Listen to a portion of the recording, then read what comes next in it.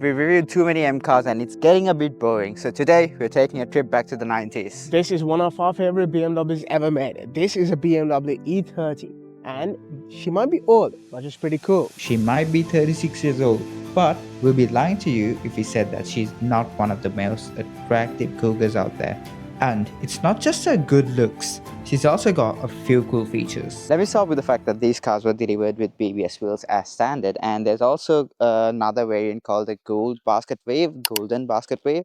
But the thing is, I think this suits his car and the color better. The hood's cool too. What's cool about it? Let me show you. So the first thing is you gotta open it from the passenger side, which is a safety concern, and it opens this way. I mean, how cool is this? It's sad to see that BMW went from this to the boring hoods, and to close it you gotta push it like this, and then that is so cool. And the final cool feature, it's got the seats from the BMW M3, the E30 Now those are proper unicorn cars. The exterior styling of the E30 has been something enthusiasts love through the years, and to some, it's one of the best looking BMWs ever made. But here's what we think of it. Let me go into a bit of depth here. Double headlights, which I do love. There is an air intake here, which sends air there, and then it comes out of the wheel well. It's an actual intake rather than a fake intake, so the newer BMWs get. And it's sad to see how BMW went from a palm-sized grill to one of those big kidney stone grills. Yeah, and it's nice to see that the German vehicles are keeping the German heritage with such a nice grill. And now, I do like the G80 grille, but I think this is one of the best styled BMWs ever made. I do love the wheels as well, 17 inches at the front and the back. And just the side profile of this car as well, it is one of the best looking cars, and it's a coupe. This car was only available as a coupe or a wagon. Despite the fact that we love our wagons, the E30 coupe looks so much better. And this color as well, this is called Mineral Blue. I'm gonna butcher the name, Mineral Blue. Let's just call it Mineral Blue. And look at this, I mean, it's one of the most stunning cars we've seen. Given the beautiful exterior, it's time to find out what drives this beauty. Mind you, this is a 318i, not the 325i or an M3. So, underneath this, you got a 1.8 liter 4-cylinder engine, which produces a whopping 111 horsepower. Now, it's not the fastest thing on the planet, but it is one of the coolest cars ever. So, a good example of this can be bought between 20 to 30,000. This drives via the rear wheels, it's driving with this 5-speed manual gearbox, and it's one of the coolest vehicles that is there. in my opinion, spending 20 to 25,000 on a good example is a good investment for the way this car presents itself. But what about the interior? Let's find out. I mean, pretty minimalistic, and that's a very good thing because this interior is very timeless. One thing I love is this is angled towards the driver so that the passenger can't be screwing around. You can just... What's going on here? Oh, sir, I'm arrested.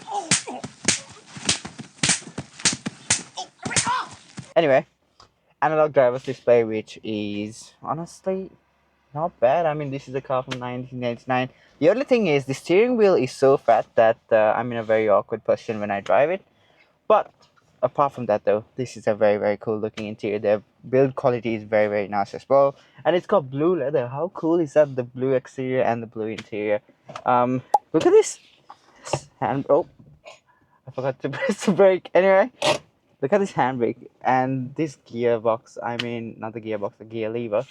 How cool is this interior? And one of my favorite features is this. I mean, look at this clock. The attention to detail they put into this car is absolutely amazing. Everything pretty minimalistic. It looks timeless. The thing is, this car was made in 1989 and I love this. But then the Mercedes cars from like 2009 to 2013 with the number pad, that looks more ancient than this. And this is perfect. It's time to see what the E30 feels like on the road. So, let's take it for a drive. Honestly, driving this, it's quite fun. It's alive, it's raw. Because one of the things is this is a car made in 1989, so you don't really have all of those new tech assisting you on every single corner. These cars, it wasn't really made for big people because getting around the pedals is a bit hard. But once you get used to it, it's really one of the best cars to drive. Now, one thing is this car's suspension is very, very stiff, which is kind of nice, to be honest. The steering response isn't the best, but I think it's honestly because the steering wheel is a bit too big, so you have to kind of turn it a bit more for it to be a bit more accurate. But apart from that though, now this car only has like 111 horsepower, so it's not really the fastest thing on earth.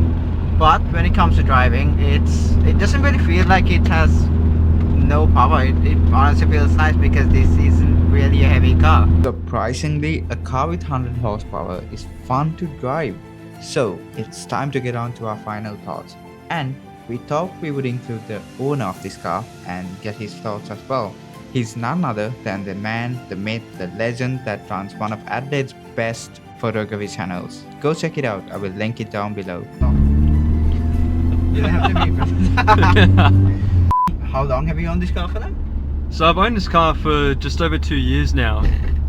And first time driving it with 3 people, how different does it feel? A lot different.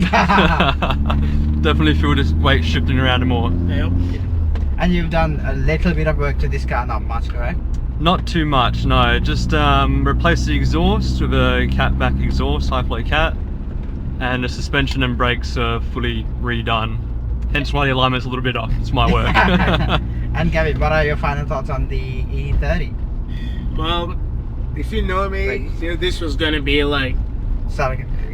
If you knew my dream garage, this is in the lineup. So obviously, after reviewing this, it's still a 10 for me. I don't think I have any faults of this car. It's beautiful. It's one of my favorites, and yeah, that's about it. Derek, what would you give this vehicle a rating? Honestly, I would give this an 8. The only thing is the 2 points because it's not really made for me, because just even the pedal placement is a bit awkward for me, and given the steering wheel is very wide. Yeah. Too tall, man. Yeah, it's just a bit It's a awkward. problem with the wagon. Maybe it's just you. Like today when we were filming it, I was like, okay, I'm gonna buy one, but then after driving it, I think I'll have a very, very hard time driving this car. Yeah. Especially if I get a manual, because the pedals are too close, so I'll have to spend a bit more money on getting everything replaced. But it drives nice. It honestly looks amazing. I love the interior as well. The only 2 points is because I don't fit in the car, so that's a personal issue. But what about you, bro? How do you rate your own car? I absolutely love it. Dream car I wanted when I was a younger boy, so now I'm an adult, I can finally spend my money how I want. Twice that you want to. Right? Exactly. Perfect. I'm on the shorter side, so I got no height issues or feet issues, so Yeah. perfect car for short people. Yeah. Unfortunately, being 6 foot something, it does come with its disadvantages, and one of them is you can't drive an E30 comfortably. But yeah, that's where we'll leave the video. Like and subscribe, guys. We'll see you in the next one.